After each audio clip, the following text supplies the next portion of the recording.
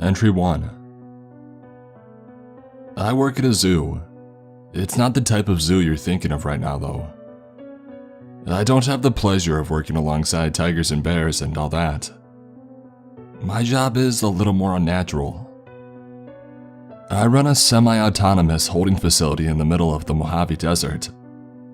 It was built by a company that doesn't exist and is run by a branch of the government that you've never heard of. Technically, I don't even exist. I was killed in a single car crash about 6 years ago. My family was probably being notified of my demise right as the helicopter touched down in this godforsaken place. The pay is incredible though. A cool $200,000 a year for watching computer screens and pressing buttons every now and then. I also get a small hazard bonus when I help introduce a new prisoner, but I'll get to that. The prison I run doesn't hold people. It holds things. The type of things that most people only see in their worst nightmares. You see, the government organization I work for exists to capture and hold anything that doesn't belong in the natural world. They started during World War II, when soldiers started reporting mysterious disappearances and outright killings due to monsters. Naturally, the government decided the only thing they wanted killing soldiers was bullets, so they sent some super well-trained guys out to investigate. They ended up all getting killed out in some German forest, but the idea stuck around, and the Federal Department of Nothing was created. Back to where I work. The prison is underground, and the only way in that I have access to is a very conspicuous shed with a ladder inside.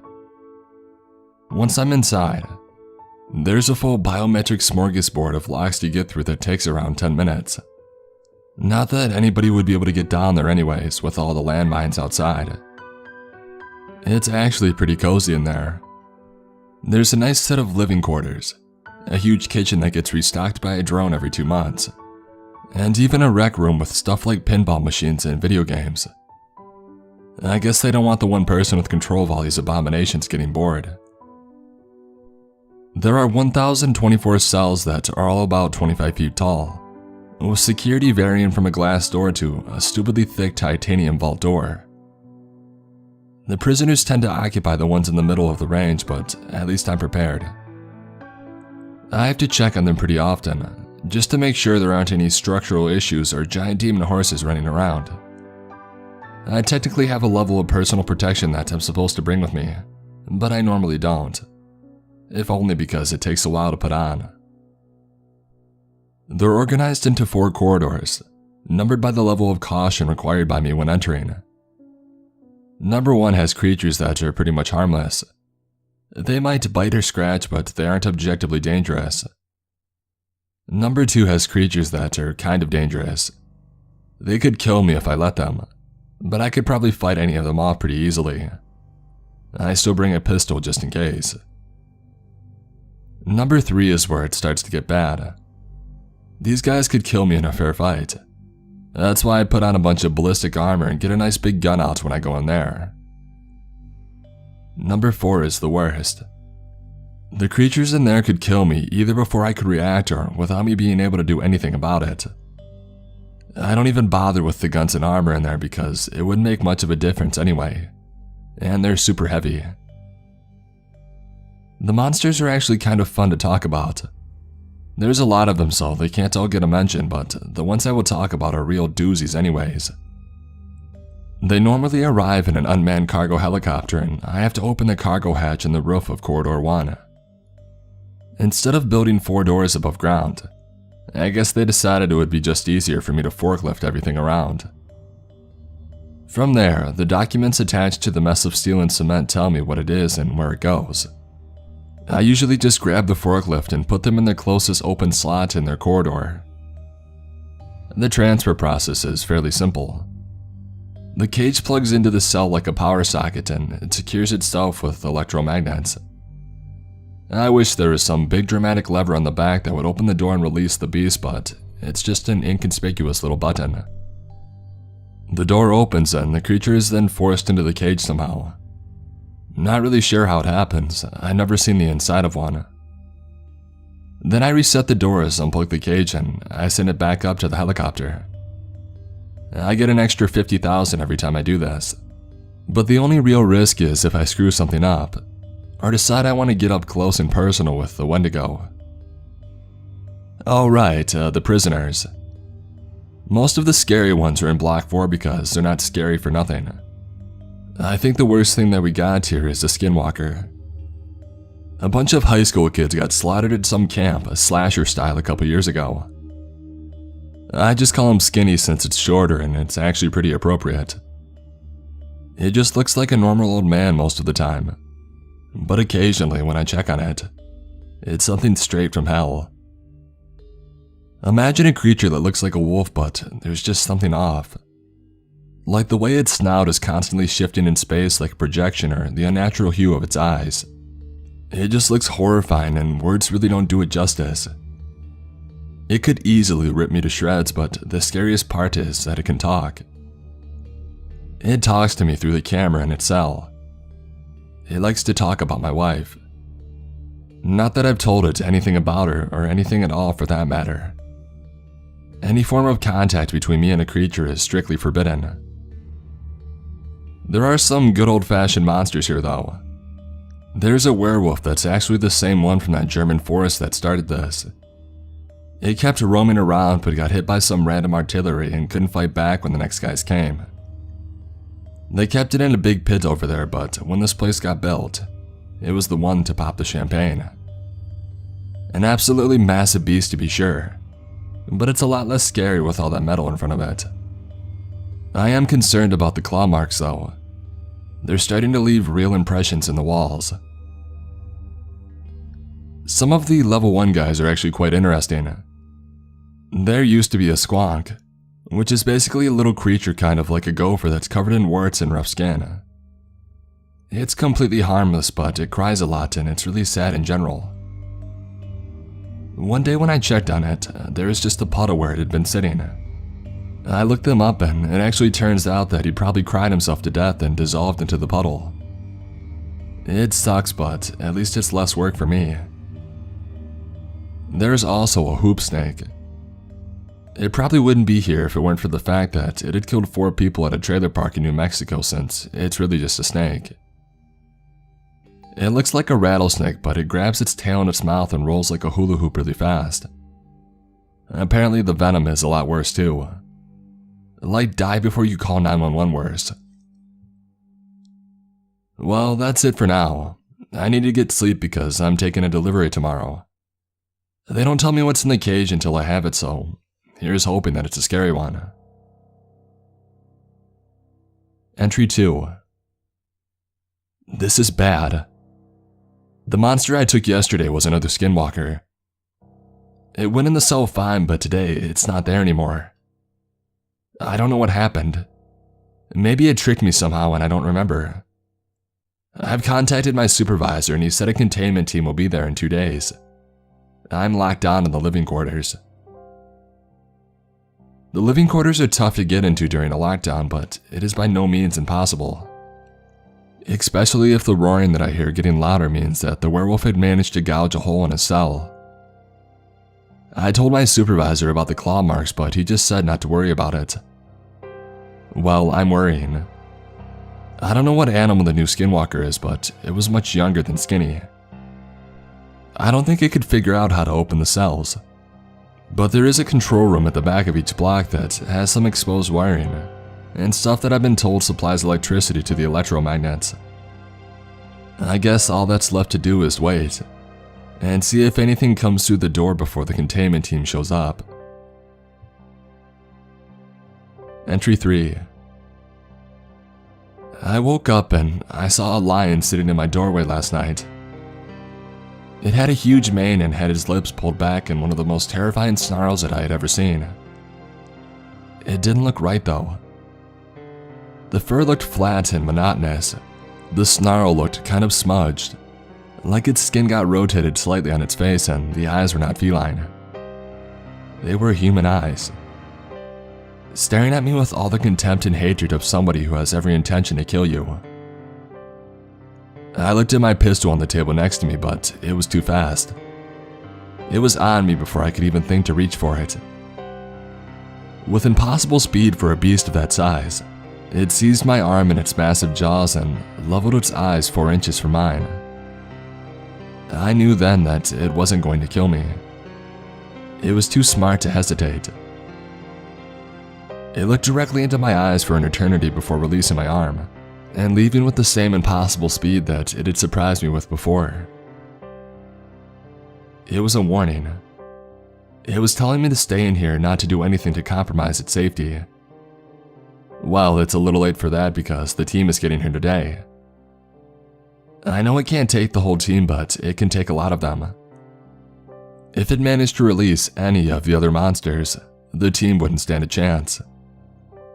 I told them that the Skinwalker had gotten out, not that it had the potential to release more monsters. I guess we'll just wait and see. I lost my communications last night, probably thanks to my new friend. I've just been pacing back and forth all day, trying to figure out what I can do. I'm just going to sit down and wait. Entry 4. The whole team is dead. I heard the firefight from in here. These guys must have had some serious firepower, because all I heard for 15 minutes was constant gunfire and explosions before it started to fade away. Probably because there were less men shooting. I had a feeling that this would happen. I don't know what to do now. I put the ballistic equipment on and I loaded my machine gun, but I know how well guns worked for the guys outside. I can only hope it decides I'm not worth its time while it continues whatever it's doing. It is doing something. I don't know what, but I can hear loud banging and weird groaning noises every once in a while. I would think that it's trying to get out, but the door is wide open because the containment team destroyed it with a generous amount of explosives. I haven't seen it again, but I'm probably going to. If I can't figure out what it's doing, it's probably going to make me do it. Entry 5. They're both gone. Skinny and the new Skinwalker, I mean. Apparently it was all a big plan to break out of the prison. The young Skinwalker got captured on purpose and somehow convinced me to just let it out. It probably used that stupid magic that got it in this way in the first place. After the containment team got wiped out, it wandered around looking for a way to open the door, and it came back for me. It dragged me over to the front of Skinny's cell and said one word in a voice so lacking in human inflection or emotion it sends shivers down my spine even writing this now. Open. And that's when I figured all of this out. I looked at the control room at the back and said to try cutting the cables in there. Before I could say to only cut the cables that go to his cell, it ran down the corridor with a ridiculous speed and sliced every wire clean in half with a single smooth motion of its paw. I would say that all hell broke loose, but that's a bit of an understatement. The Skinwalker was the first to realize what had happened and was back at the cell before I could blink. Then the room came to life. Every creature in here rushed towards the gate connected to the main corridor. As they ran, they were biting, kicking, and scratching at each other mercilessly.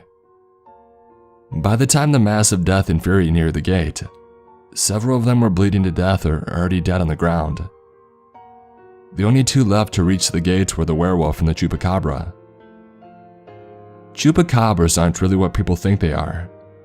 All the stories describe them as a wild dog that just likes blood. In reality, they're more like a coyote with 8 long spider legs. They have razor-sharp claws at the end and they're almost as fast as the Skinwalker was. They don't like blood. They need it. The two abominations reached the gates and turned to face each other. The werewolf let out a deafening roar of fury and the chupacabra started shrieking. I thought that they were yelling at each other, but then the werewolf slumped to the ground and the chupacabra followed suit. Its shrieking getting louder and louder until cutting off suddenly. I watched in horror as the Skinwalker strutted back towards us with blood dripping from its permanent snarl. The beast tugged on the handle to the door and it gave way easy, revealing a wolf half the size of a beast sitting calmly in the center of the room. The two exchanged a single glance before I felt a sudden pressure in my chest and I realized I was in the air. I hit the wall opposite the gate hard enough to break at least a few ribs, if not something more serious. They both stared at me with an emotion in their eyes I couldn't discern, and made a break for the gate. The lion was noticeably slower than before, but it was probably just keeping pace with Skinny. The gate was no match for the beast, and by the time I finally remembered to breathe, they were gone. After throwing up out of fear, relief, and pain combined, I pulled off my ballistic gear there in the corridor and struggled my way back to the office to see if I could get the word out that the team had been slaughtered and 2 skinwalkers were free. I was right about the broken ribs and I got a concussion on top of that. The communications were still down, so I did the only thing that I could. I turned on the TV and I waited for them to realize that the first team never came back.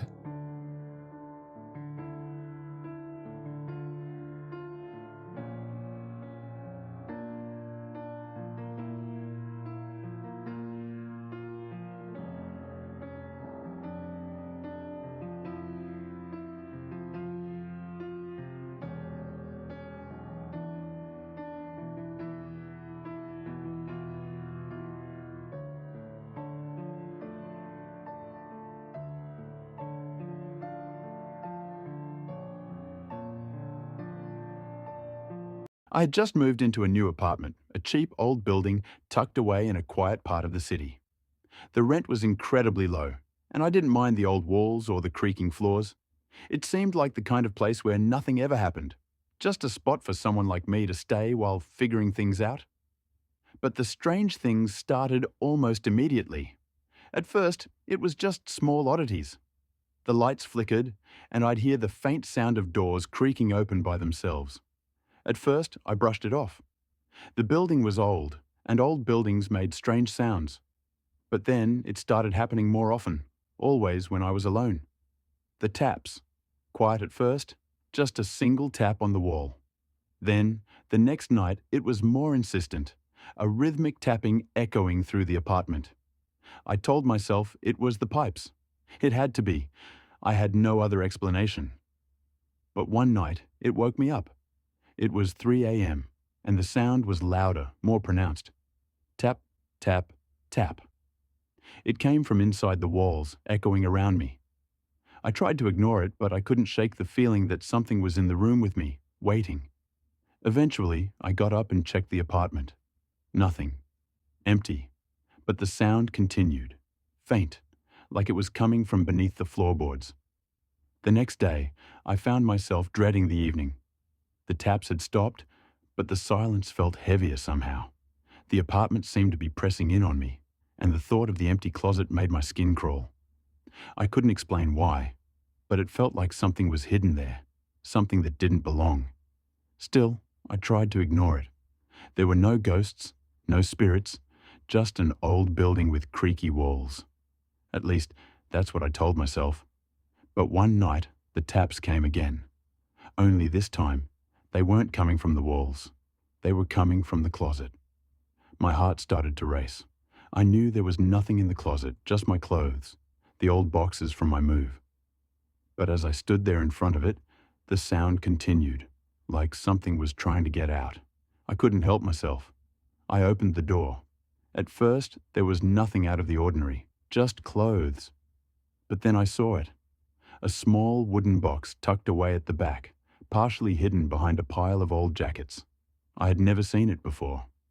My curiosity pushed me to open it. Inside were several old, yellowed photographs. They were of a man I didn't recognize standing in front of an unfamiliar house. He was smiling, but his eyes, they didn't look right. They were dark, hollow, as though he wasn't really there at all.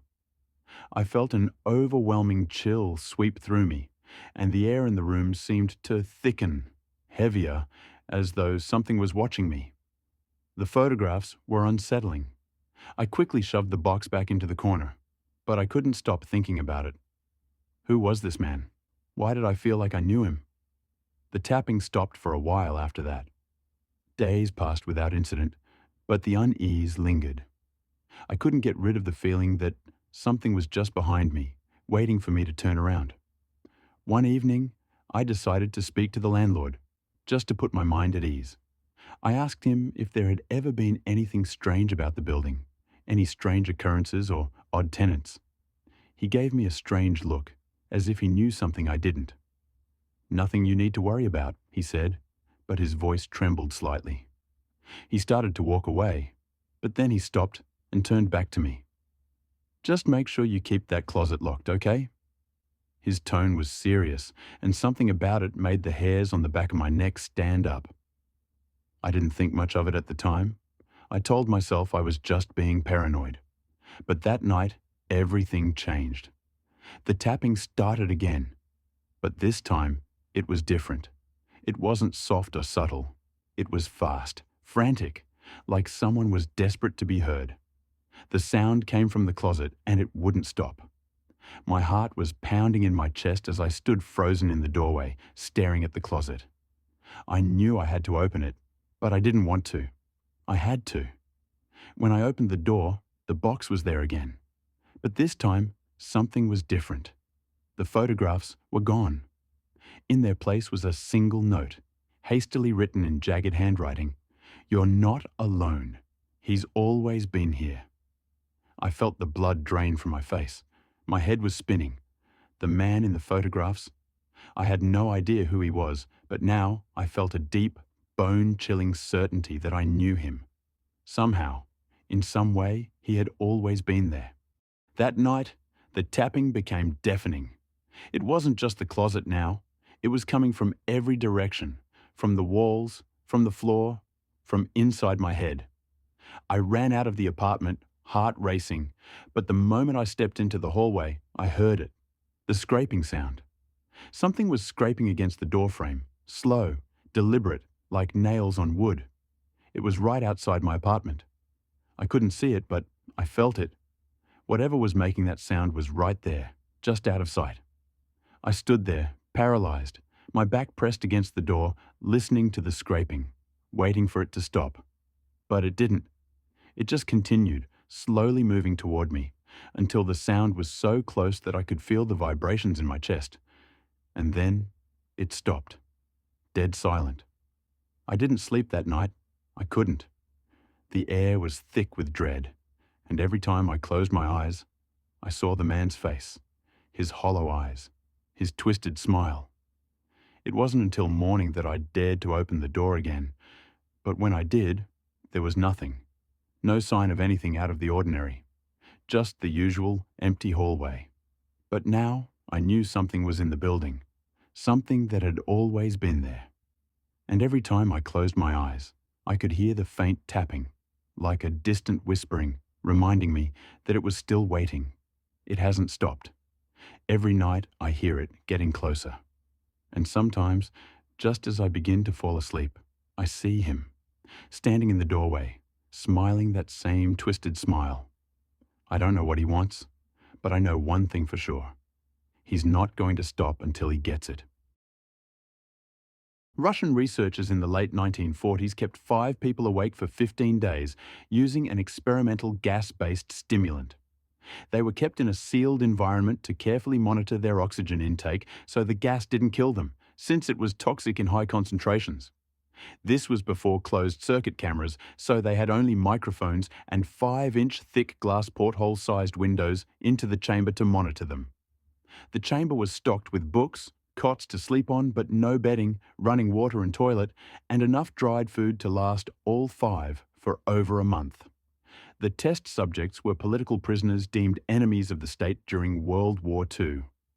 Everything was fine for the first 5 days. The subjects hardly complained, having been promised, falsely, that they would be freed if they submitted to the test and did not sleep for 30 days. Their conversations and activities were monitored, and it was noted that they continued to talk about increasingly traumatic incidents in their past, and the general tone of their conversations took on a darker aspect after the 4-day mark. After 5 days, They started to complain about the circumstances and events that lead them to where they were, and started to demonstrate severe paranoia. They stopped talking to each other and began alternately whispering to the microphones and one-way mirrored portholes. Oddly, they all seemed to think they could win the trust of the experimenters by turning over their comrades, the other subjects in captivity with them. At first, the researchers suspected this was an effect of the gas itself. After 9 days, the first of them started screaming. He ran the length of the chamber repeatedly yelling at the top of his lungs for 3 hours straight. He continued attempting to scream, but was only able to produce occasional squeaks. The researchers postulated that he had physically torn his vocal cords. The most surprising thing about this behavior is how the other captives reacted to it, or rather, didn't react to it. They continued whispering to the microphones until the second of the captives started to scream.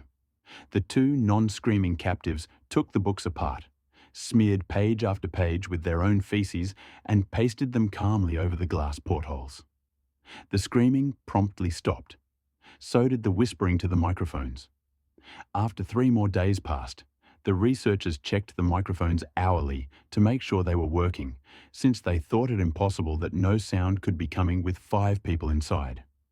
The oxygen consumption in the chamber indicated that all 5 must still be alive. In fact, it was the amount of oxygen 5 people would consume at a very heavy level of strenuous exercise. On the morning of the 14th day, the researchers did something they said they would not do to get a reaction from the captives. They used the intercom inside the chamber, hoping to provoke any response from the captives they were afraid were either dead or vegetables. They announced, "We are opening the chamber to test the microphone. Step away from the door and lie flat on the floor or you will be shot. Compliance will earn one of you your immediate freedom." To their surprise, they heard a single phrase in a calm voice response. "We no longer want to be freed." Debate broke out among the researchers and the military forces funding the research. Unable to provoke any more response using the intercom, it was finally decided to open the chamber at midnight on the 15th day. The chamber was flushed of the stimulant gas and filled with fresh air, and immediately voices from the microphones began to object. 3 different voices began begging, as if pleading for the life of loved ones to turn the gas back on. The chamber was opened and soldiers sent in to retrieve the test subjects. They began to scream louder than ever, and so did the soldiers when they saw what was inside. 4 of the 5 subjects were still alive, although no one could rightly call the state that any of them in life. The food rations past day 5 had not been so much as touched. There were chunks of meat from the dead test subjects' thighs and chest stuffed into the drain in the center of the chamber, blocking the drain and allowing 4 inches of water to accumulate on the floor. Precisely how much of the water on the floor was actually blood was never determined. All 4 surviving test subjects also had large portions of muscle and skin torn away from their bodies. The destruction of flesh and exposed bone on their fingertips indicated that the wounds were inflicted by hand, not with teeth, as the researchers initially thought. Closer examination of the position and angles of the wounds indicated that most, if not all of them, were self-inflicted. The abdominal organs below the rib cage of all 4 test subjects had been removed. While the heart, lungs, and diaphragm remained in place, the skin and most of the muscles attached to the ribs had been ripped off, exposing the lungs through the rib cage. All the blood vessels and organs remained intact. They had just been taken out and laid on the floor, fanning out around the eviscerated but still living bodies of the subjects. The digestive tract of all 4 could be seen to be working, digesting food. It quickly became apparent that what they were digesting was their own flesh that they had ripped off and eaten over the course of days. Most of the soldiers were Russian special operatives at the facility, but still many refused to return to the chamber to remove the test subjects. They continued to scream to be left in the chamber and alternately begged and demanded that the gas be turned back on, lest they fall asleep. To everyone's surprise, the test subjects put up a fierce fight in the process of being removed from the chamber. One of the Russian soldiers died from having his throat ripped out. Another was gravely injured by having his testicles ripped off and an artery in his leg severed by one of the subject's teeth. Another 5 of the soldiers lost their lives, if you count ones that committed suicide in the weeks following the incident. In the struggle, one of the 4 living subjects had his spleen ruptured and he bled out almost immediately. The medical researchers attempted to sedate him, but this proved impossible. He was injected with more than 10 times the human dose of a morphine derivative and still fought like a cornered animal, breaking the ribs and arm of one doctor. When heart was seen to beat for a full 2 minutes after he had bled out, to the point there was more air in his vascular system than blood. Even after it stopped, he continued to scream and flail for another 3 minutes, struggling to attack anyone in reach, and just repeating the word "more" over and over, weaker and weaker, until he finally fell silent. The surviving 3 test subjects were heavily restrained and moved to a medical facility. The 2 with intact vocal cords continuously begging for the gas, demanding to be kept awake. The most injured of the 3 was taken to the only surgical operating room that the facility had. In the process of preparing the subject to have his organs placed back within his body, it was found that he was effectively immune to the sedative they had given him to prepare him for the surgery. He fought furiously against his restraints when the anesthetic gas was brought out to put him under. He managed to tear most of the way through a 4-inch wide leather strap on one wrist, even though the weight of a 200-pound soldier was holding that wrist as well. It took only a little more anesthetic than normal to put him under, and the instant his eyelids fluttered and closed, his heart stopped. In the autopsy of the test subject that died on the operating table, it was found that his blood had triple the normal level of oxygen. His muscles that were still attached to his skeleton were badly torn, and he had broken 9 bones in his struggle to not be subdued. Most of them were from the force his own muscles had exerted on them.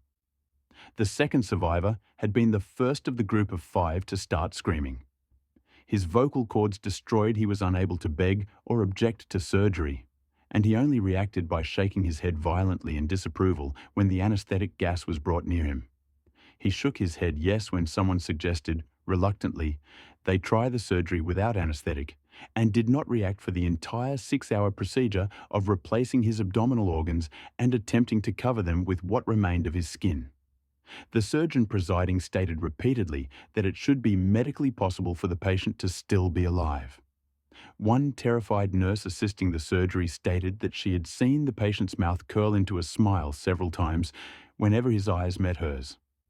When the surgery ended, the subject looked at the surgeon and began to wheeze loudly, attempting to talk while struggling. Assuming this must be something of drastic importance, the surgeon had a pen and pad fetched so the patient could write his message. It was simple: keep cutting. The other 2 test subjects were given the same surgery, both without anesthetic as well, although they had to be injected with a paralytic for the duration of the operation. The surgeon found it impossible to perform the operation while the patients laughed continuously. Once paralyzed, the subjects could only follow the attending researchers with their eyes. The paralytic cleared their system in an abnormally short period of time, and they were soon trying to escape their bonds. The moment they could speak, they were again asking for the stimulant gas. The researchers tried asking why they had injured themselves, why they had ripped out their own guts, and why they wanted to be given the gas again. Only one response was given: I must remain awake. All 3 subjects' restraints were reinforced, and they were placed back into the chamber, awaiting determination as to what should be done with them. The researchers, facing the wrath of their military benefactors for having failed the stated goals of their project, considered euthanizing the surviving subjects. The commanding officer, a former KGB agent, instead saw potential and wanted to see what would happen if they were put back on the gas. The researchers strongly objected, but were overruled. In preparation for being sealed in the chamber again, the subjects were connected to an EEG monitor and had their restraints padded for long-term confinement. To everyone's surprise, all 3 stopped struggling the moment it was let slip that they were going back on the gas. It was obvious that at this point, all 3 were putting up a great struggle to stay awake. One of the subjects that could speak was humming loudly and continuously. The mute subject was straining his legs against the leather bonds with all his might, first left, then right, then left again for something to focus on. The remaining subject was holding his head off his pillow and blinking rapidly. Having been the first to be wired for EEG, most of the researchers were monitoring his brainwaves in surprise. They were normal most of the time, but sometimes flatlined inexplicably. It looked as if he were repeatedly suffering from brain death before returning to normal. As they focused on paper scrolling out of the brainwave monitor, only one nurse saw his eyes slip shut at the same moment his head hit the pillow. His brainwaves immediately changed to that of a deep sleep, then flatlined for the last time as his heart simultaneously stopped. The only remaining subject that could speak started screaming to be sealed in now. His brainwaves showed the same flatlines as one who had just died from falling asleep. The commander gave the order to seal the chamber with both subjects inside, as well as 3 researchers. One of the named 3 immediately drew his gun and shot the commander point blank between the eyes, then turned the gun on the mute subject and blew his brains out as well. He pointed his gun at the remaining subject, still restrained to a bed as the remaining members of the medical and research team fled the room. "I won't be locked in here with these things. Not with you," he screamed at the man strapped to the table. "What are you?" he demanded. "I must know." The subject smiled. "Have you forgotten so easily?" the subject asked. "We are you. We are the madness that lurks within you all, begging to be free at every moment in your deepest animal mind. We are what you hide from in your beds every night. We are what you sedate into silence and paralysis when you go to the nocturnal haven where we cannot tread." The researcher paused, then aimed at the subject's heart and fired. The EEG flatlined as the subject weakly choked out, "So, nearly free. The girl in the graveyard is your best friend, so you take her home. The night is a bruise between you, a blotch of rogue in the passenger window, the colour of fruit left out to fester. The body pries at her seatbelt, a finger, then 2. The radio echoes static, the body shuffles in her seat.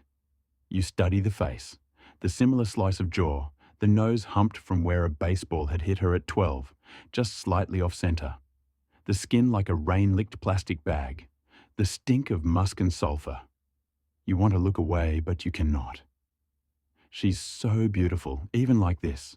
Your headlights rake warbled slits through the dirt road, a yellow like jaundice. Your hands are stiff from the cold, your lips cracked. The girl beside you is dead, and you are bringing her home. 4 days ago, you'd stepped into a hardware store and emerged with a shovel sturdy enough to lift a life on. 4 days you'd spent digging dirt in your own backyard yard until loam muddied under your fingernails and erratic holes split garden beds like the mouths of greedy beasts. Until you could sift through soil with your eyes closed, with a hand bound.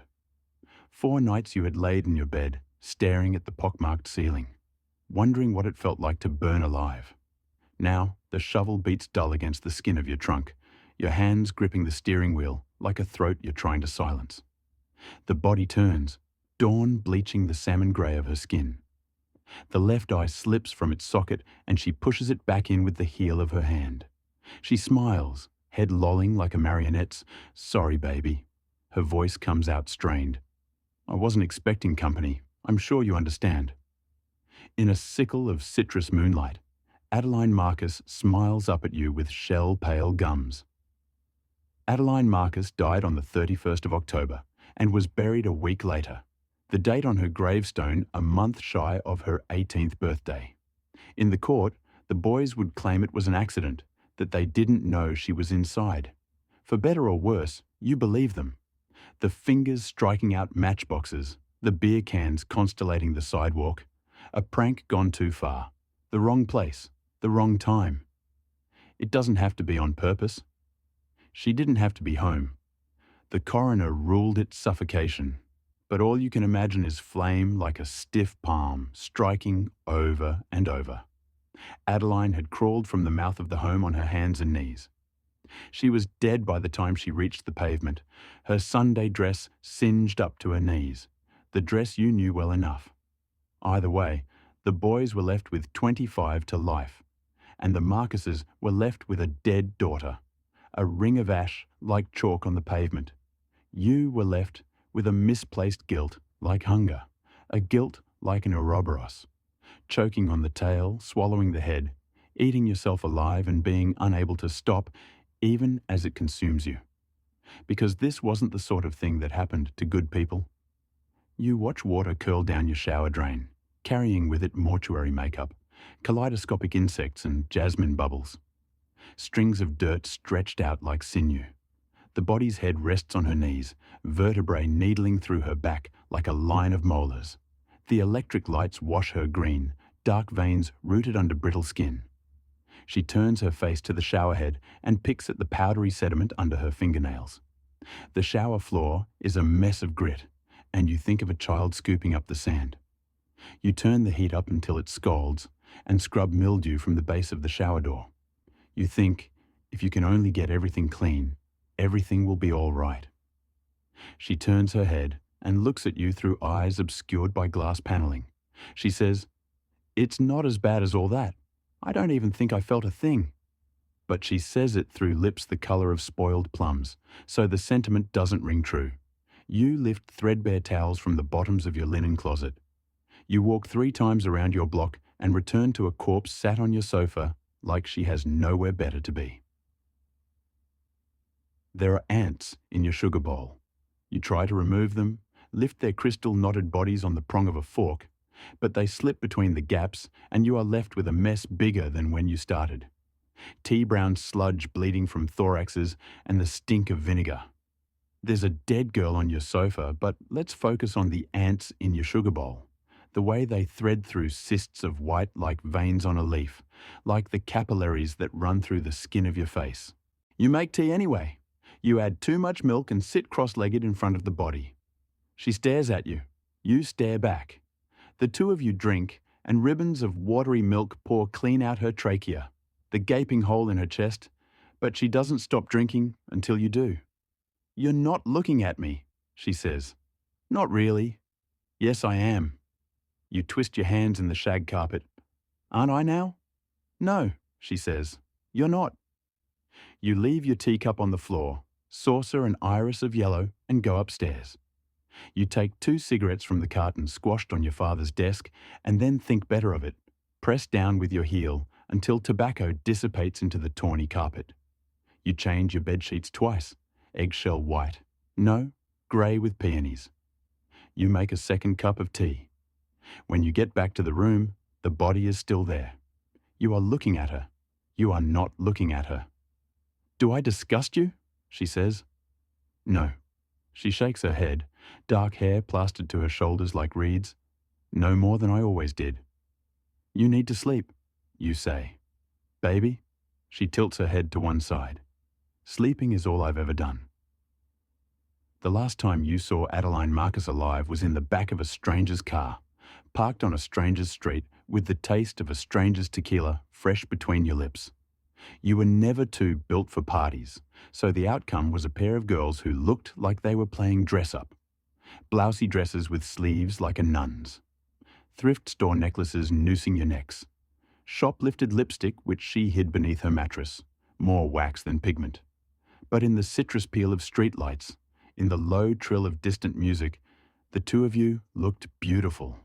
She had her legs curled under her and was sitting sideways in the back seat, her hand resting on your knee and the other palmed against the window, a song on her lips that you couldn't quite place. You were too close, but it was night, and everyone was inside and drunk, and sometimes we all need to feel closer than we should be, to lose ourselves a little. The song melted on her lips, swallowed into the limp press of salvia and booze, and you said something like, "I think I should go home now." And she said something like, "Have another drink." And so you did. You let her pour the liquor into the flimsy mouths of red plastic cups and watched her swallow. She said, "You're so pretty." And you said, "I think you should stop." And she said, "Just let me say that one thing." And you wanted to say, "Stop fucking looking at me like that." And you wanted to say, I want to crawl inside you and make a life for myself in the city of your mind, and you wanted to say, let's just be quiet, let's just not talk, let's just not ruin a good thing by telling the truth. Instead, you pushed open the passenger door, stumbled out onto the skin of vein blue sidewalk. I'm going home now. The body lays with her back to your bed, hands worming in the floral sheets, chestnut hair spilling across her throat, past the ballpoint pen-marred bedposts, over the grey skin of her forehead. You are thinking about the silken mouth of a coffin. You are thinking of how she looked when you pulled her from the rose mouth of heaven. The radiator hums. A lace curtain bellies your open window. She rolls over onto her side, slots her hands together like pieces of a decaying jigsaw puzzle. You still can't even look at me. Her mouth moves too slowly, words like chewing gum. Why am I here, Bet? What's it for? There are pink crescent moons on the bed of your palms from the bite of your nails. She pulls her knees to her chest, and a bone cracks. She pulls her knees to her chest, and a molar tumbles from between her keyhole lips. You can only love me when I'm not here. You can only love me when there's nothing left to love. You press your cheek to the cool spread of linen beside her. You listen to the steady beat of your heart, the way you can feel it in your fingertips, entirely singular. Don't tell anyone, you say. Did you want it to die with me, Bet? She shifts, and her hair falls against the nape of your neck. Were you glad it was silenced? Don't tell anyone, you say again. She sighs, lays herself back down so you're face to face. Crooked nose, eye pulling from its socket, the onset of grey-green decay wreathing her jaw. The smell of soil and rot and cicada-heavy nighttime. Who could I tell? She brushes your hand. I'm not really here. And suddenly, you can imagine it is your fists splitting beer cans in two like overripe fruit. It is your fingers on the matchbox, your fingers striking out. But you both know the house would still be on fire, and you both know you'd leave alone.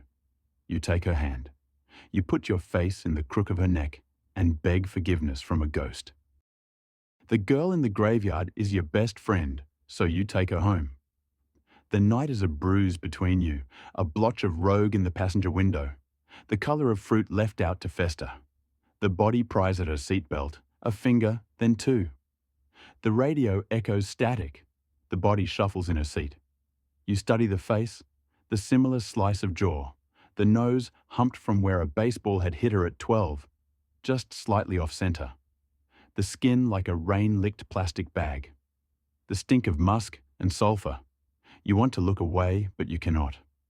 She's so beautiful, even like this.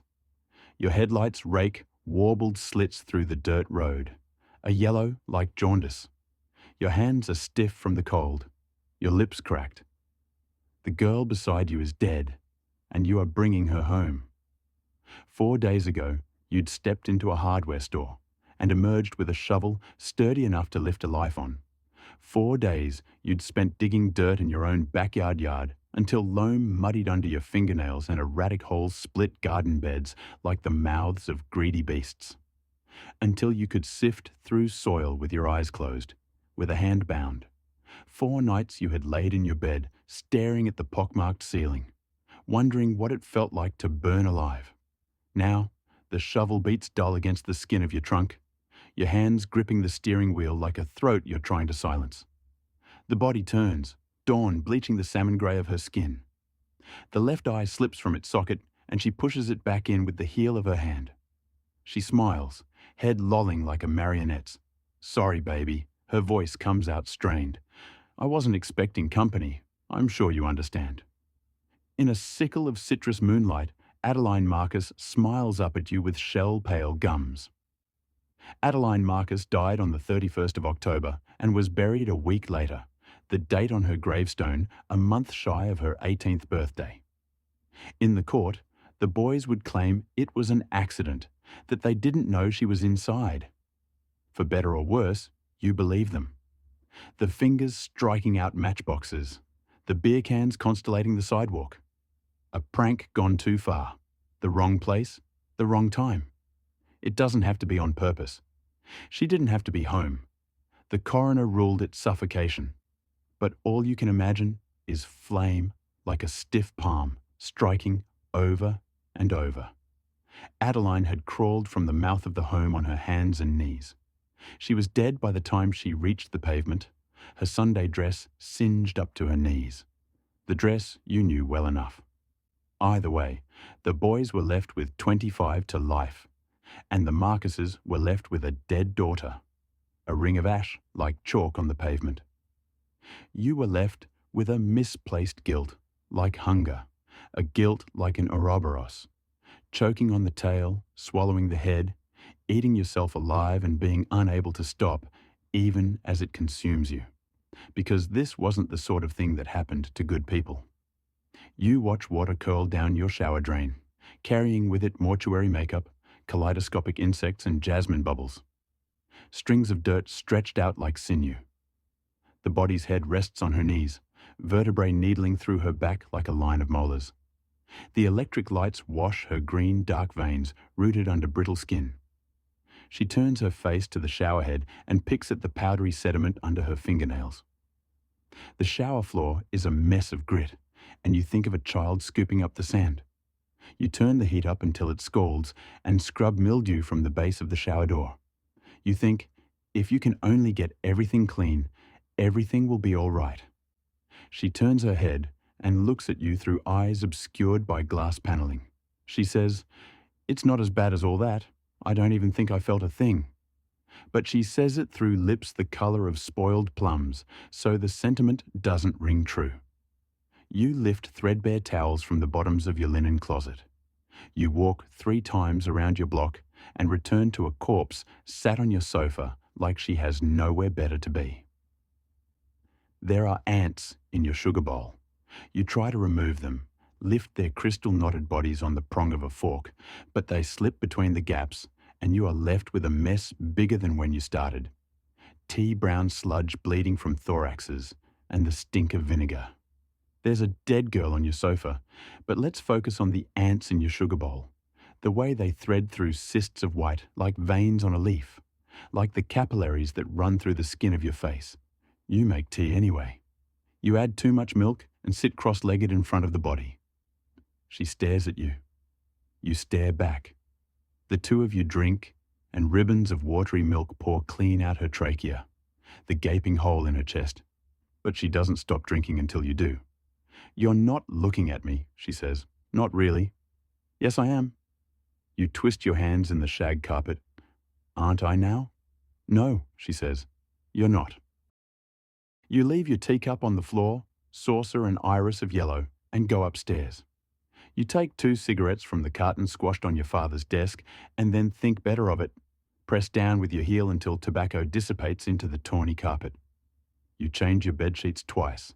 Eggshell white? No, grey with peonies. You make a second cup of tea. When you get back to the room, the body is still there. You are looking at her. You are not looking at her.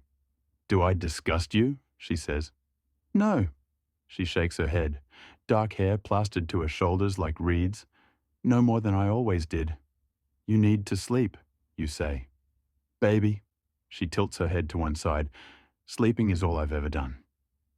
The last time you saw Adeline Marcus alive was in the back of a stranger's car, parked on a stranger's street, with the taste of a stranger's tequila fresh between your lips. You were never too built for parties, so the outcome was a pair of girls who looked like they were playing dress-up. Blousy dresses with sleeves like a nun's, thrift store necklaces noosing your necks, shoplifted lipstick which she hid beneath her mattress, more wax than pigment.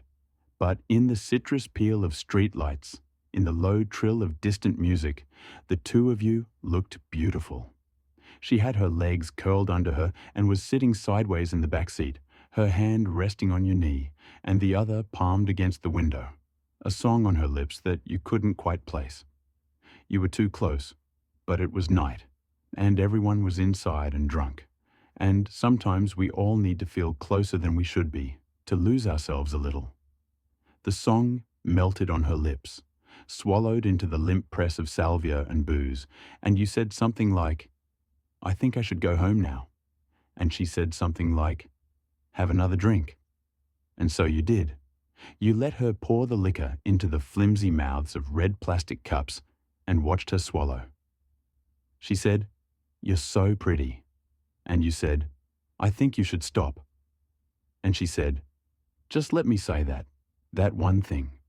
And you wanted to say, "Stop fucking looking at me like that." And you wanted to say, "I want to crawl inside you and make a life for myself in the city of your mind." And you wanted to say, "Let's just be quiet. Let's just not talk. Let's just not ruin a good thing by telling the truth." Instead, you pushed open the passenger door, stumbled out onto the skin of vein blue sidewalk. "I'm going home now." The body lays with her back to your bed, hands worming in the floral sheets, chestnut hair spilling across her throat, past the ballpoint pen-marred bedposts, over the grey skin of her forehead. You are thinking about the silken mouth of a coffin. You are thinking of how she looked when you pulled her from the rose mouth of heaven. The radiator hums, a lace curtain bellies your open window. She rolls over onto her side, slots her hands together like pieces of a decaying jigsaw puzzle. You still can't even look at me. Her mouth moves too slowly, words like chewing gum. "Why am I here, Bet? What's it for?" There are pink crescent moons on the bed of your palms from the bite of your nails. She pulls her knees to her chest, and a bone cracks. She pulls her knees to her chest, and a molar tumbles from between her keyhole lips. "You can only love me when I'm not here. You can only love me when there's nothing left to love." You press your cheek to the cool spread of linen beside her. You listen to the steady beat of your heart, the way you can feel it in your fingertips, entirely singular. "Don't tell anyone," you say. "Did you want it to die with me, Bet?" She shifts and her hair falls against the nape of your neck. "Were you glad it was silenced?" "Don't tell anyone," you say again. She sighs, lays herself back down so you're face to face. Crooked nose, eye pulling from its socket, the onset of grey-green decay wreathing her jaw, the smell of soil and rot and cicada-heavy nighttime. "Who could I tell?" She brushes your hand. "I'm not really here." And suddenly you can imagine it is your fists splitting beer cans in two like overripe fruit. It is your fingers on the matchbox, your fingers striking out. But you both know the house would still be on fire, and you both know you'd leave alone. You take her hand. You put your face in the crook of her neck and beg forgiveness from a ghost. The squat blue-grey building hummed with danger. Was this where he would find Sophia? Whatever happened, Otis knew after tonight everything would change. Even in the barren wasteland of the old industrial district, the cement block warehouse stood out. Like an ancient mausoleum, the words "Ghost Ship" were painted in 6-foot-tall letters high across the front of the crumbling facade. An auto body shop and a cell phone store girded in steel bars shared the block, but the warehouse was a thing apart. It breathed, alive with a rumbling and heaving wheeze from deep inside its bowels. Multicolored lights strobed and blinked out of dusty second-floor windows, as if searching for its next prey. A side yard held the desiccated remains of past victims. 2 yellowed mobile homes cantered into each other, between broken appliances and skeletons of old furniture. A large construction of metal and wood reached a desperate arm up, its futile effort to escape reflected in red, orange, and yellow lights from the windows. "You really think Sophia will be here? I thought she had left Oakland entirely," Otis said. In khakis and a thin jacket over a polo shirt, he shuffled backwards to get closer to Daisy. An unease crept up his thighs and crawled into his belly. Maybe he was just too old for this. Women and men, girls and boys really, walked by him toward the ghost ship as if he was just another stop signpost, easy to ignore on the cold and clear December night. Daisy, 22, the same age as Sophia and his last connection to her, wore a button front jean skirt and a bomber jacket over a cropped black t-shirt. She stepped away to put more distance between them. Like I said on the phone, Mr. Shea, she reposted the link to this show by Golden Donna. If your daughter's into them, she will be here.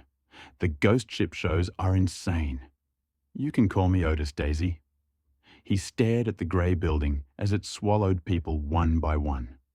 Maybe I'll just watch for her out here. He rubbed his bald head. He examined each woman who walked in, scrutinizing their hair and the tilt of their shoulders, hoping for Sophia. Guilt at her disappearance gnawed at him. Would he even recognize her? And if he found her, would she listen to him? A cold wind blew from where Daisy had stood, and he found her walking across the street. Come on, you have to see inside. After 6 days, this was as close as he had been to finding her. The police were no help. They just repeated the same questions over and over, practically blaming him for her disappearance. He had found Daisy on Instagram, and after listening to his story, she agreed to help track down her old friend from middle school. He needed to find Sophia, convince her to listen to reason, before the police found her, or his world would fall apart. He followed Daisy. Rust and graffiti covered the large metal roll-up door to the warehouse, shut tight for years. Otis followed Daisy through the small door cut into it, the only entry into the building. Dust, mold, and the stink of unwashed bodies assaulted him. Otis blinked against the dim light, and at the unbelievable scene that surrounded him. Antique pianos and organs created a labyrinth into a large foyer. He had stepped through a mystical portal, a time machine back 100 years to a world where modern plastic hadn't been invented. Items of dark wood, steel, or bronze were everywhere. He dodged an overstuffed red leather chair to enter a lounge area where three red and black checkered cloth lamps balanced on an Art Deco radio festooned with a string of white lights. Old couches covered with rugs and ottomans dotted the space. He saw a stairway to his right, while a hallway, created by positioning wood pallets and drawers stacked to the ceiling, stretched out ahead of him. Light from nearby rooms leaked out of the walls around him, made up of wood scraps hammered into rough 2x4 frames. Paintings and tapestries covered the partitions, picture frames, posters, and clocks hung from nails and balanced on tilted shelves. A faded red and green flag stapled to the ceiling sagged down, brushing his head. Otis ducked, lifting his hands to hold the walls back that suddenly seemed to squeeze in. He couldn't get enough air. He gasped in short breaths. A hard edge poked sharp into Otis's shoulder, and he leapt to the side, landing on a fire extinguisher and then overturning a stack of hardcover books. They clattered to the floor, bouncing off the layers of rugs covering the cement. He then made the mistake of looking up. Glaring down above him, a green, 5-foot-tall statue hovered, a giant birdman with partially open wings, its hand reaching out for him. Oh my God! Electric fear sparked up his back, shooting him to his feet, escaping backwards until he backed into another wall, rattling the statuettes, a collection of 12-inch tall black jazz musicians on a shelf. Otis spun away again. Shit! What is this?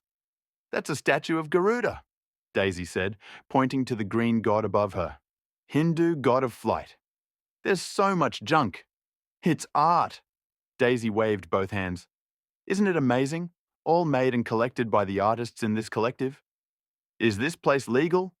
Maybe we should go. Otis squeezed himself tight, trying to breathe in the cramped space. Why don't we look through the downstairs first? Daisy pointed to the narrow hall. The walls of the hallway contained scraps of wood siding and old recycled doors in different fading colors. 2 steps down the hallway, Otis looked in a room to see 2 men and 1 woman laid back on couches, feet stretched out on a fur-covered footstool. Another woman painted a man's fingernails, her purple hair gently swaying as she leaned over her work. An old swing tune poured out of an ancient record player, mixing with the thick cannabis smoke in the airless lounge. The singer on the scratched record crooned, "Don't want to set the world on fire." Turning into the next cubby-hole room, Otis saw a silver Airstream trailer on 4 flat tires across from several mushroom-infested couches and an ancient television in a wooden frame. Across the hall, a yellow light illuminated a small room. An upright piano leaned against a tilted love seat next to an armoire overstuffed with clothes. Thick orange extension cords stretched across the ceiling and along the walls. A hot plate and electric kettle balanced on one small table. A camping stove with several green butane tanks squatted next to it. People live here? Otis asked, mouth gaping.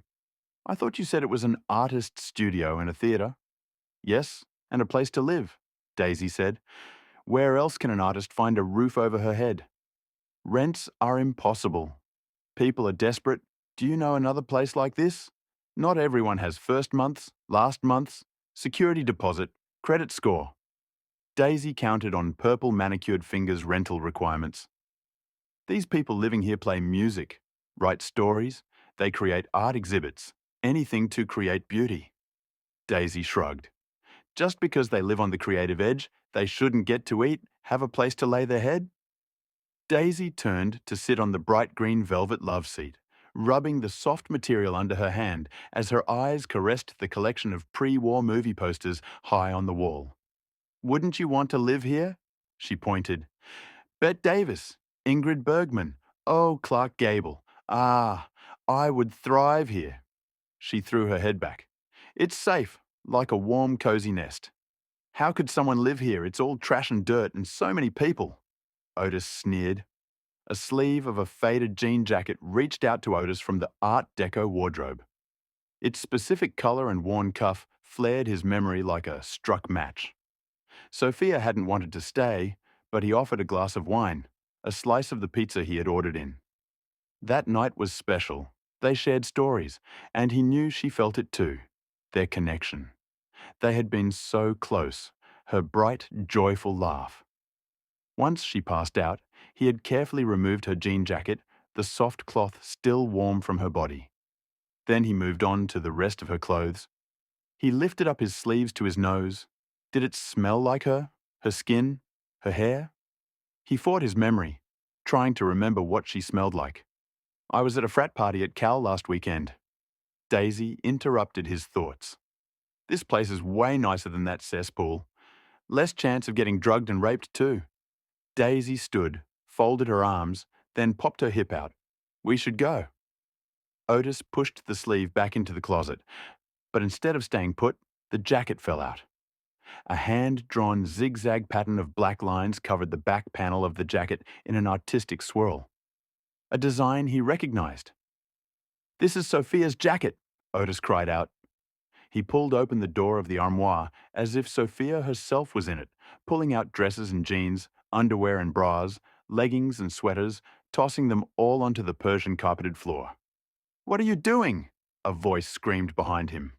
Otis turned, but the young woman was not Sophia. I'm looking for Sophia, my daughter. She's not in my closet. Damn, those are mine. The woman squealed louder, diving against Otis to shove him away, grasping a pair of black leggings and a pink bra tight against her. She waved the bra at Otis. Don't you know to leave other people's possessions alone? Light pink hair covered her face. Black drips of mascara streaked against pale cheeks. I'm sorry, it's just this jacket. Where did you get it? Otis stammered. A girl gave it to me. I said I liked it, and she pushed it on me, something about memories. The girl's eyes darted between Otis, Daisy, and her clothes piled on the floor. Was she light brown hair, about 5'5", brown eyes? Otis leaned in, searching for recognition. The girl collapsed down amongst her strewn clothes. Maybe. When's the last time you saw her? Yesterday? Day before? She's around. She lives here. Tumblers in a puzzle box clicked, an answer for how she could have disappeared so completely from his search. Probably upstairs right now. She loves that kind of music, she said. What's your name? Otis asked. Jojo. Thanks for your help, Jojo. If you see her again, let her know her dad's looking for her. Otis gripped the jacket in both hands. He spun slowly, blinking against posters, scraps of wood, and overstuffed couches surrounding him. He couldn't even find the door where he got in. How do we get upstairs? This way. Otis pointed past a small mobile home up on blocks. No. Jojo gestured to her left. There's only one way up, the front stairs. Jacket? Otis handed it back, nodding to Daisy. Let's go. The lights flickered once, then twice. What's that? Daisy jerked up. Happens all the time. Jojo shook her head. The electricity here is whack. The crowd, All young, beautiful people had grown.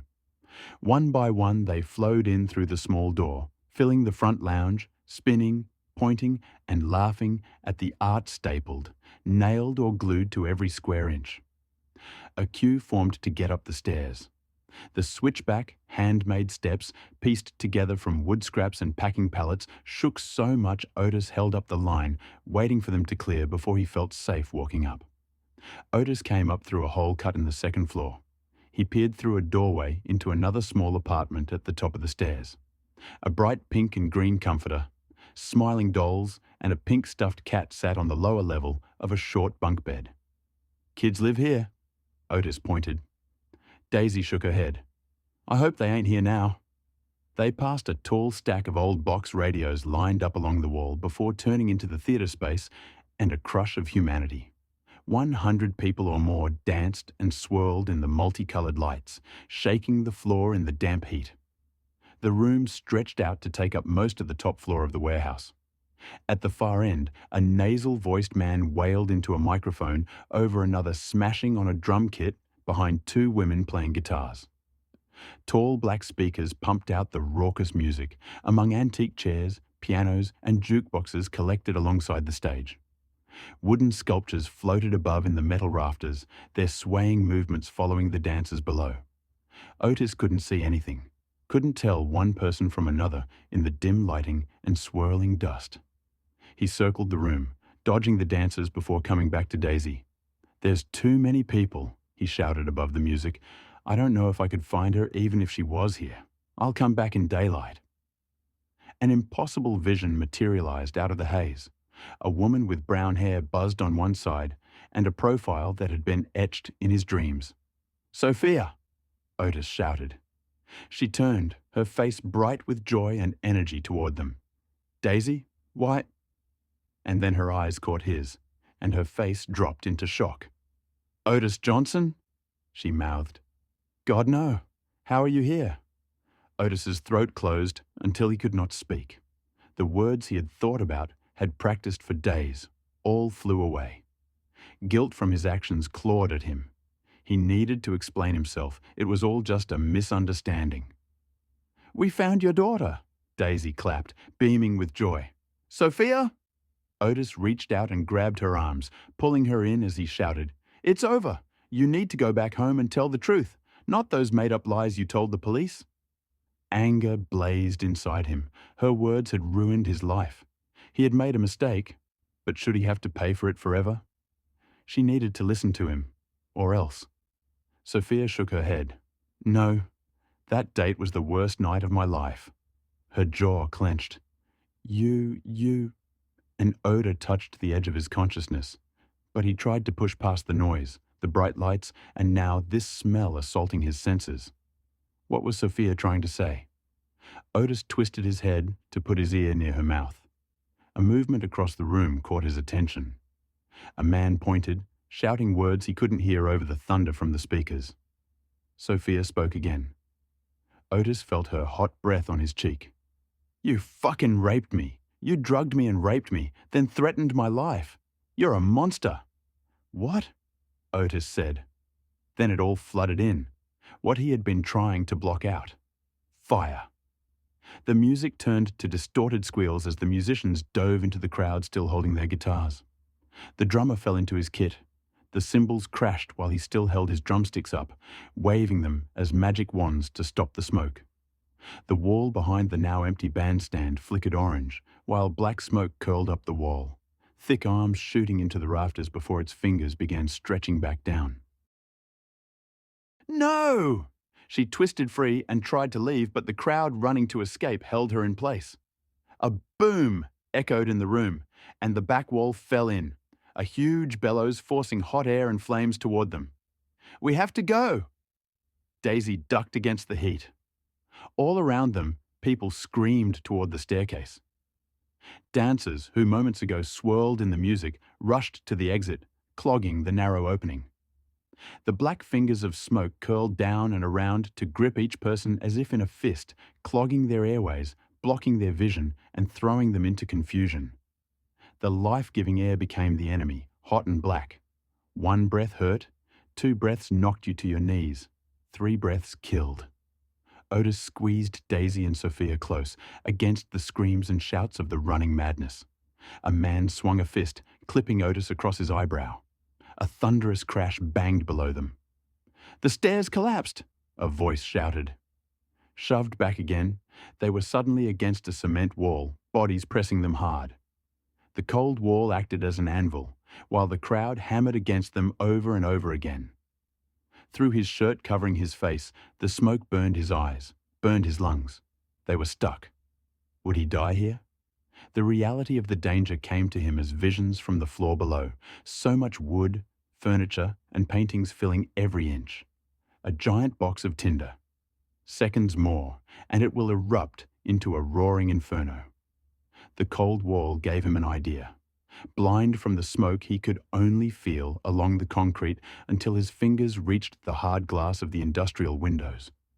He slammed his arm into the metal and glass once, twice, and then pulling back, he dropped his shoulder, and with a snap, he was through. Hope blew through the cracked window along with the cold, fresh air. "You have to jump!" Otis shouted to the 2 women. He cleared what he could of the glass, the sharp edges slicing his hands. Feeling their hesitation, he pushed them both out.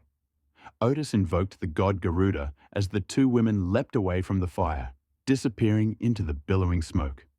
Otis stood at the window against the cold air of reality. He had found Sophia, but the illusion he could escape his fate was over. He turned back into the inferno. I watched Edna Powell die last night.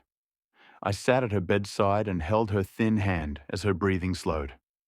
I watched as her eyes became fixed and glazed, and her skin became pale and waxy. I leant forward and put my ear to her lips as the remnants of her final breath whispered. The death rattle signified the end.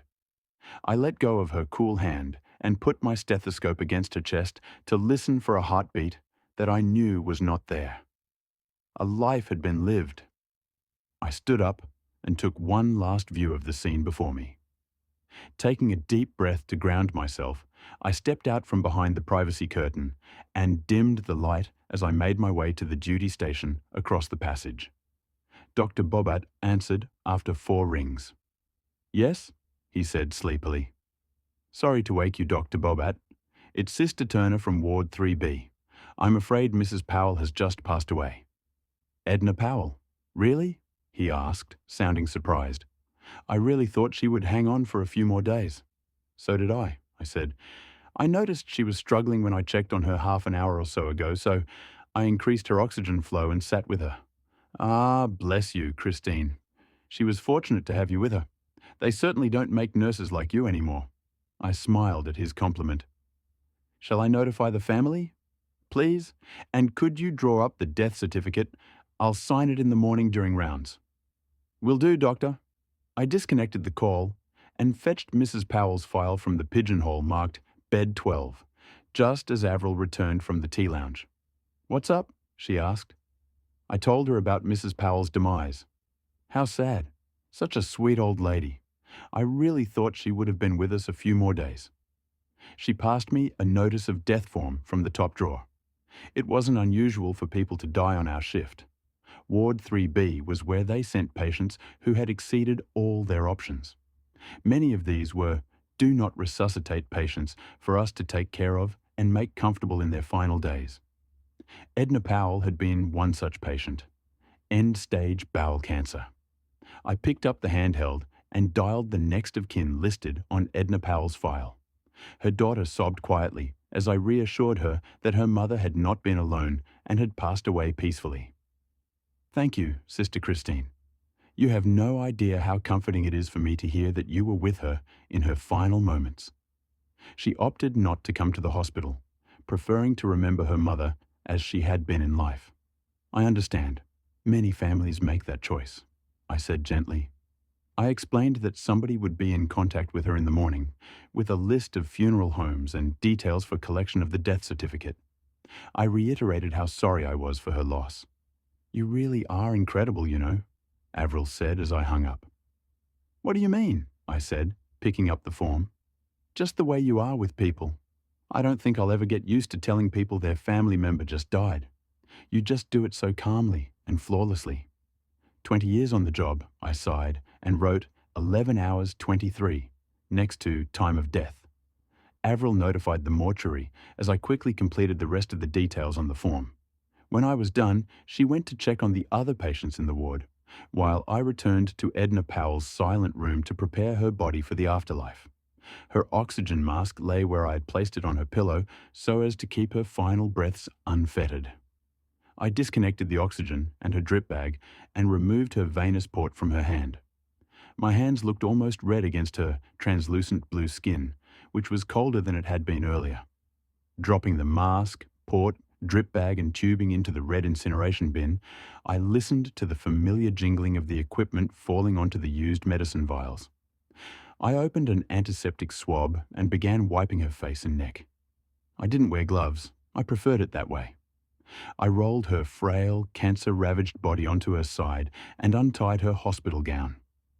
Working quickly, I cleaned her front and back, then placed an absorbent pad beneath her pelvis to catch the fluids that would soon drain from her body.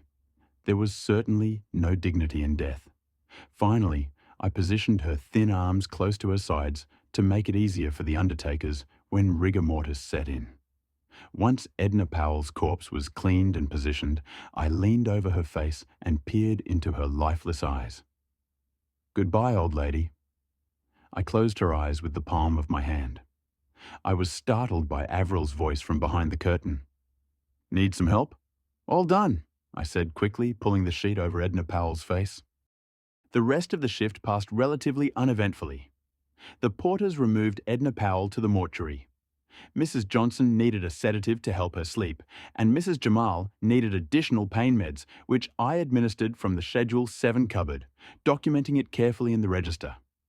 I took my tea break on the third-floor balcony adjacent to Ward 3B. As I watched the sun rise serenely over the sleeping city, I thought about how today the world would be different because there was one less person in it. At 7 o'clock, I left Avril to do handover to the day staff and fetched my bag from my locker. I scanned my access card and took the elevator to the ground floor. Taking the long route out the hospital, I turned left down the hallway where the Employee of the Year awards were displayed. I paused to look at a framed photo of a younger me, Cinta Christine Turner, RN, Employee of the Year 2018. I smiled to myself. This is why I do what I do. On the bus home, I gazed out the window and watched people starting their day. The city was waking up as I was about to sleep. I thought of Edna Powell, now permanently sleeping. Death is a strange concept. We always say, rest in peace. But do the dearly departed really rest? Is peace not just the end of suffering? When it came to Edna Powell, I knew the answer. Despite my long shift, I felt invigorated thinking about the role I had played in her passing. I had held the hands of many people as they took their last breath and passed to the other side. While most of them had been expected to die, not one of them had been ready to die. Each family, every doctor, had been grateful for me having been with the patient as they took their final breath. In fact, I had been told that it was my empathy with terminal patients and their families that had led to my Employee of the Year award. I exited the bus at my stop and briskly walked the short distance to my apartment. I couldn't wait to get home. Pushkin was waiting for me and curled his fluffy tail around my leg, meowing as I closed the door behind me. I turned on the kettle, dished up his breakfast, and watched him hoover it up. "I got another one," I whispered to him. I went through to my bedroom and closed the curtains. I sang to myself as I changed out of my scrubs and showered. 10 minutes later, I climbed into bed with my tea, took out my cell phone and clicked on Photos. I had been looking forward to this moment all night. I opened my most recent photo and saw the dead face of Edna Powell. Her mouth was open. Her lifeless eyes stared, unseeing, from my screen. I swiped to the previous photo. Edna Powell stared back at me, a look of fear across her face. This was taken right after I had injected a massive dose of beta blockers into her port, along with enough insulin to fell a horse. I had needed her to die quickly before Avril returned from her tea break, but not before I told her that she was about to die and photographed her horrified response. I had even turned the lights up and removed her oxygen mask to get a better photo of my subject's expression. No, she had gasped weakly, the fatal chemical cocktail already taking effect. I switched back to the dead Edna photo and enlarged it with my forefinger and thumb. I made it so large that the entire screen was filled with her dead eyes. "Gotcha," I whispered. I chuckled to myself as I toggled back and forth between dead Edna and live Edna. After a few minutes, I moved both photos into the folder where I had stored the pictures of the others who had come before Edna Powell. I had built up quite a collection. All of them had been expected to die, and none of them had required a post-mortem. I, a revered nursing sister with 20 years' experience and an Employee of the Year award, had written natural causes on their death certificates. I had laid out their bodies and had sent the evidence for incineration. I put my phone on charge, turned out the light and rolled over. I killed Edna Powell last night. 2 years ago, I stared into the eyes of a little dead girl.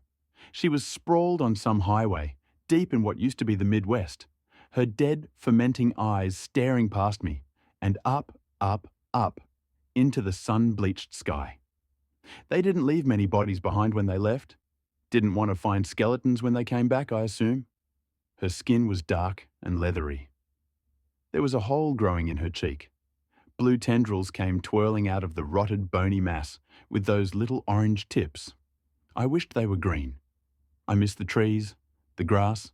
The closest thing to nature are the dead bodies with the synthetic viruses, eating themselves towards the clouds. Puny fingernail scratches on deep blue skin. She might have been dead for 3 months, 6 at a stretch. The first thing I felt when I saw her was excitement. She was the closest thing I'd seen to another person in 6 years. My father's body had been more pristine, less infected by the now, a perfect conservation of the then. There was only the tight, red little hole in his temple, the pool of dark, sticky blood pooling around bits of his brain, staring at me like a sick, foaming, red-furred dog.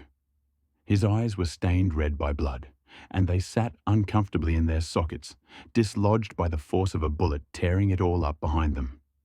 He was smiling, a slash of red teeth, red eyes popping. I half expected them to flick towards me, half expected the revolver, still lying loosely in his palm, to fire a matching shot through my own temple. I was relieved when he killed himself, as I was when I saw the dark hole in that little girl's cheek. I took the gun. I took his shoes. I turned around, and I left. As I reached the crest of the yellow hill, I looked back at him, lying like roadkill on the highway, in the dead, yellow grass, our truck lying upside down, smoking a few feet away. I wiped blood from my forehead, and I pressed on, the sun belching like a toad white bubble of heat that burst around me periodically.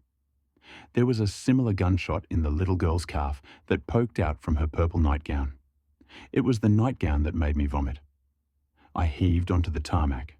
I heaved, and I heaved. She was so young, the same age as me probably, when I left my father's corpse to rot in the fat white sun that turned the sky grey from its heat. It happened in the night, I thought, sitting on the tarmac, staring at the little dead girl. There were faint, sun-baked faint tire marks on the road. She had gone, I thought. So young. She died, seething with red-hot pain, alone in the inky night. Not an inkling of who she once might have been. The sun was rising, the sky was losing her blue. The pile of vomit to my side would begin to cook soon, like a stinking goose egg in a frying pan. I stood up. I looked at her once more, a china doll, cracked up and fading in the sun. I turned my head back to the road, the tarmac melting into a black puddle on the horizon. It had been the last wink of winter that day, or what would have been winter. My diary says so, March 3rd. It's almost definitely wrong. The last time I was really sure of the day, the month, the year. I was 9. The day the school caught fire and burned down. The village burned for a week. The school was first, a black plume into the purply grey midday sky. The grass was already threadbare, yellow. The buildings were lazy, wooden shacks standing crooked, haphazard, peeling rows like a pile of matches. It's difficult to build, gather materials, do anything at all when you swelter all day under a rock or in a shack, waiting for the midnight hours. The village burned, and then Grandma picked up bleach on the exodus, and soon everybody was gone, my father on his way. That day, after seeing the dead girl, I had collected enough gas and food to wait out the summer in the caves. They were damp, dripping places if you went down far enough. It stank of rotted bodies, those who had starved or gone. But it was cool. It was dark. It was safer than third-degree burns and snarling tumours all summer long. I remember I'd left it so late that I knew to stop driving and lie in the grass under the car. I usually passed out from the heat after an hour or so. When the sun was lower in the sky, orange and red, the sky green and pink, I poured water over myself, guzzled it through my cracked, bleeding lips. And then I drove and I drove. I'd left it so late, so dangerously late, that towards the end of the journey, they started appearing in the sky. Small black dots at first, but they got bigger. They're ships, full of, I don't know, probably scientists in grey coats, watching, waiting for everything to die so they could start again. They're nothing but black pebbles in the sunset to me, and they disappear in the safety of the night. Black pebbles, no windows, no movement, no noise. They've no exhaust fumes, no visible sign of life. They just float calmly in the sky, black beads, watching as Earth eats itself like a coyote starving in the desert, picking at its own ribcage for morsels of its fleshy stomach. A stomach long gone. That little dead girl was a premonition, I suppose. It had been a silent, dissociative half-decade of white, silent heat. Each year dripped onto my lips like the last of the water in the hip flask I dangle, now, as I speak, above my head. I should have been gone for the caves days ago. I stand on the roof of a gas station. It's midday. The sky is clear and grey. The yellow-brown plains sprawl outwards, forever on all sides. The highway cuts a black line down the middle. There's the occasional lone ranger, a telephone post in the distance, the hollow carcass of a tree. It's silent. So silent. Silence as deafening as a red sea, crashing down on my shoulders and burrowing into my dry, blistered throat. There's blood leaking from the blisters in my cheeks. It starts to boil slowly, etching teary burns down my chin, down my neck. I don't feel it. I don't feel anything. I'm a pair of eyes. I forgot the cave long ago. I've been waiting for this day, the last day of winter, the last wink. I hold my arms outstretched. From somewhere far away, much bluer and greener, much louder, if I squint, I can feel them burn like an old photograph on the campfire. The sensation starts to feel like rain, cold and relieving. I bleached myself intentionally. I went to one of the rotted bodies deep in the caves. A man. In the torchlight, his eyes were milky and half-closed, his mouth slack. There was a bottle of something that had rolled away from his right hand. There were foamy remnants on his lips. He reminded me of my little brother, Jeffrey. Maybe if he had grown up in the green and blue world, then he would have looked like that. I kissed his forehead. I began to forget not long after. It was sweet. It was like falling slowly asleep. From this nightmare. This fucking nightmare, I hear myself scream from far away in the blue and green.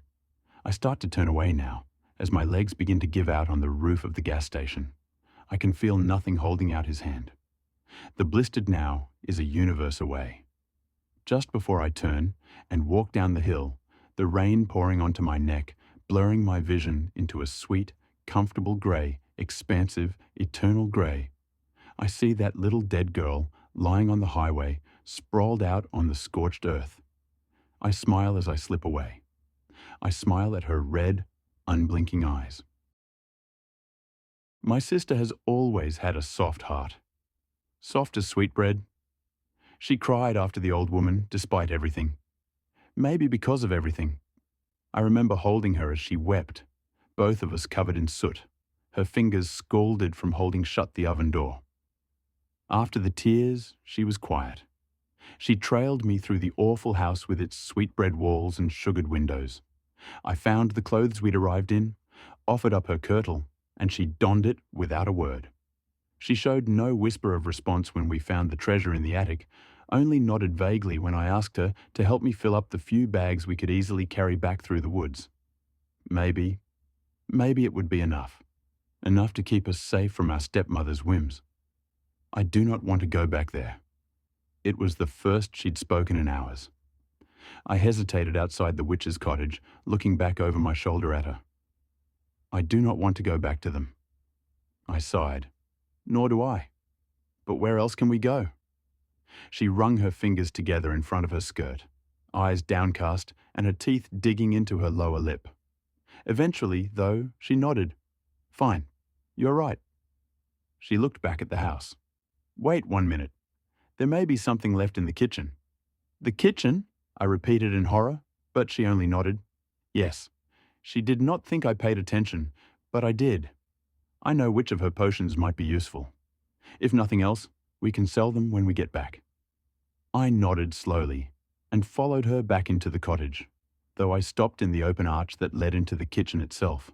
She moved easily through the space, reminding me painfully of just how long she had been under the witch's thumb while the horrid crone tried to fatten me like a prize hog. She collected some dozen bottles and vials, tucking them carefully in between the bolts of silks and satins we had pilfered from the attic before returning to me. Let us go. Though there was no trail this time, she seemed to know her way through the trees. I asked how, once, when we paused to wait out the dark. But all she said was that she simply knew now, as though the forest spoke to her in a way it hadn't before. I felt the first thrill of fear at that, but I knew that she was still so scared herself. I refused to let her see it. I tried to coax her into dreaming about what sort of life we might have with the witch's pilfered treasure, and managed to earn a wan smile for my efforts. But it was cold and dark, and soon enough we simply huddled together under a gnarled tree as we waited for the deepest part of night to pass. When greyish dawnlight began to filter through the leaves, she was the first to stand. She had gone quiet again, and only answered me with faint hums or single words as we continued on our way. She seemed more comfortable to be leading us now, but something in the set of her shoulders reminded me of something. Something I could not quite name. Eventually, I lapsed into her silence. When the trees broke apart to reveal the familiar shape of our father's home, she froze. Then she broke into a run, and I was only half a step behind her. The door was already opening when we reached the stoop, and our father met us with his arms open and tears in his eyes. He held us close and apologized, over and over, praising the Lord's name. I embraced him in turn, but alongside the relief in my chest, there was an anger in my gut. It had started a spark, but over the length of our trek back through the woods had grown into a steady flame. I met my sister's eyes over our father's shoulder, and a chill ran through me. If my anger was a flame, then hers was the dead cold of darkest winter. Our father explained that our stepmother had been stricken ill not long after we left. She was in her room now, asleep, and had been for days. He did not expect her to recover, though he had been following the physician's orders as best he could. Perhaps she shall rally to see you, he offered us hopefully. When neither of us answered, he sighed and dragged a hand down his thick beard. There was more grey in it than I remembered. I know you must be angry with me, with us, he told us wretchedly, that I could lose track of you so easily. It is an unforgivable failing in a father. Lost? I started slightly at the sharp edge in my sister's voice. Our father did too. She had always had a soft voice to match her heart. We were lost, she repeated, staring at him intently. Our father stared back, eyes wide with a hint of fear. Lost, he confirmed at last, in little more than a whisper. I dropped my eyes, unable to continue looking at him. My sister did not. Abruptly, she stood from our small table. We will go see her then. I blinked, startled both by the sudden movement and the conviction in her voice, but I followed her into our stepmother's sick room. That flame of rage flickered a little higher in my chest, and I found that I could not make myself move more than 2 steps inside the door. My sister knelt beside the hateful woman and smoothed a hand over her brow in a gesture so tender it made me want to break something. Here, she tipped one of the witch's vials against her lips. This will help. I almost reached out to stop her, but as though she sensed the movement, she held a staying hand back toward me. When the vial was empty, she stood and brushed her hands down the front of her skirt. She did not look at me as she left the room. I hesitated a moment longer behind her, staring at the woman who had left us to the wood and the wild. Already, her breathing seemed easier. Anger and love for my sister Ward, twin flames in the center of my chest. She had always borne such a soft heart. Our stepmother was awake and lively within a day. Though shocked by our return, she was mollified enough by the offerings of treasure we had stolen away with that she simpered and even summoned up some mockish tears through which to tell us she was so sorry we had been lost to the wood.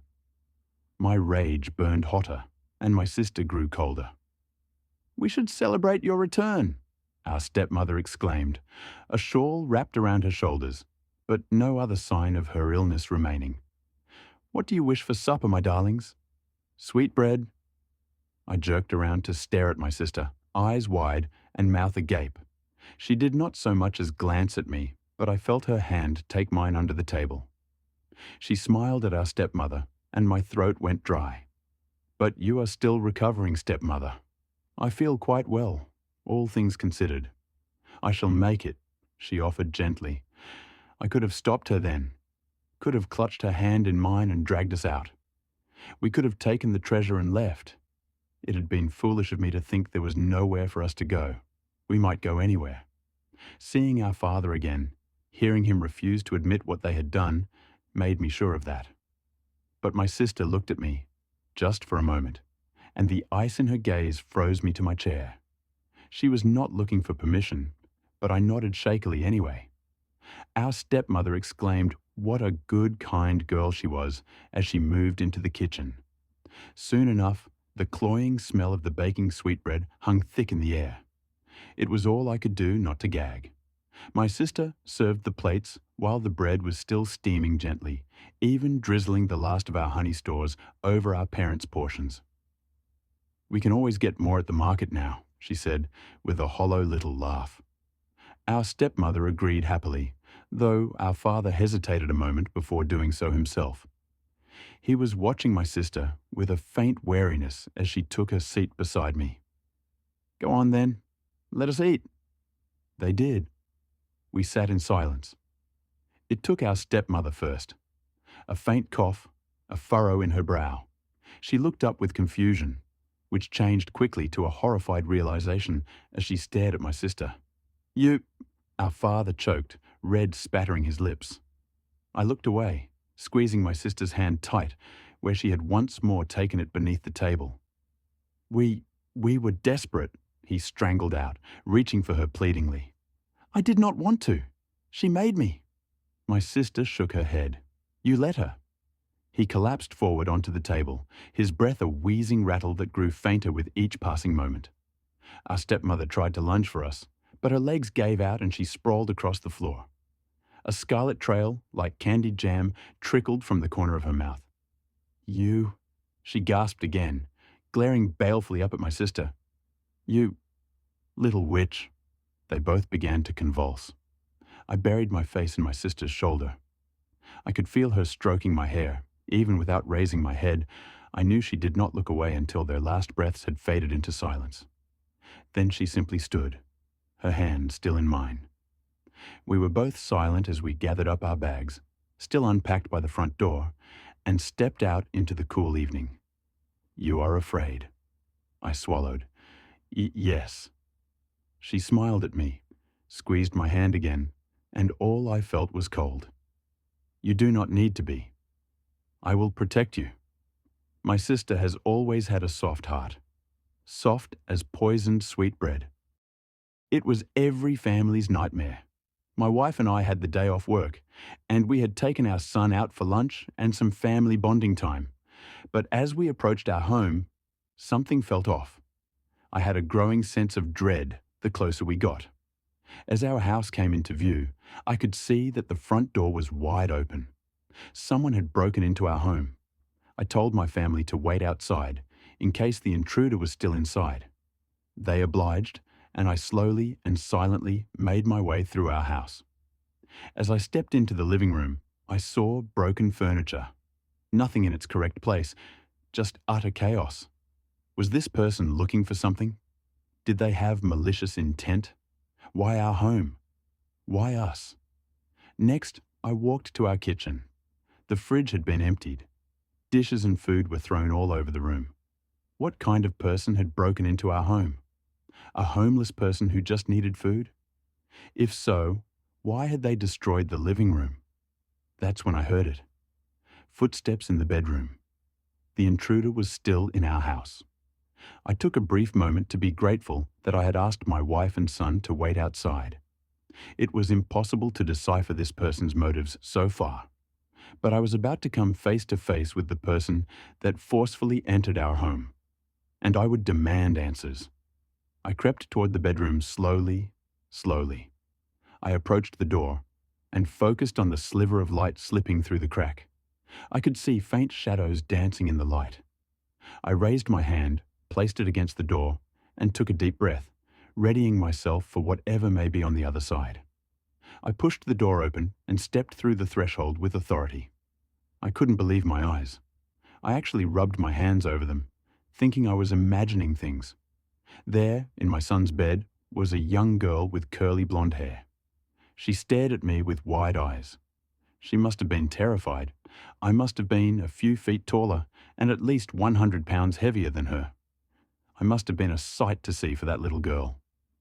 But she should have considered that before breaking into my home. I called my wife and son to see what I found. "Is that a human, Papa?" "Why, yes it is, baby bear. That's dinner."